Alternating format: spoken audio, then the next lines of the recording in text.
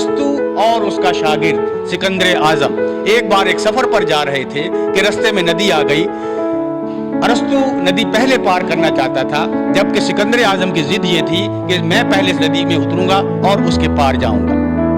आखिर उस्ताद ने अपने शागिर्द सिकंदर आजम की बात मान ली और उसे मौका दिया कि वो उस नदी को पहले पार करे।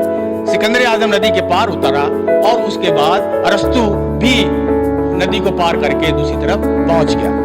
नदी में के दूसरी तरफ पहुंचने के बाद अरस्तु ने सिकंदर आजम से पूछा, कहा कि क्या तुमने ये मेरी बेइज्जती नहीं की कि तुम मुझसे पहले नदी के अंदर उतरे और मेरे से पहले आगे निकल गए और आगे बढ़ के तुमने नदी को पार किया? तो उसके जवाब में सिकंदर आजम का जवाब जो है वो सुनने वाला है। सिकंदर आजम कहता है कि जनाब कि मैं नदी में इसलिए पहले उतरा था कि मुझे नहीं पता था कि नदी कितनी गहरी है और उसमें उतरने के नतीजे में कहीं आप डूब तो नहीं जाएंगे, इसलिए ये खतरा पहले मैंने उठाया कि अगर डूबना हो तो पहले मैं डूब जाऊं और आप बचे रहें। और वो इसलिए बचे रहें कि अगर मैं डूब भी गया तो कोई बात नहीं है, एक अरस्तु हजारों सिकंदर आजम पैदा कर सकता है, लेकिन एक सिकंदर आजम एक भी अरस्तु पैदा नहीं कर सकता है।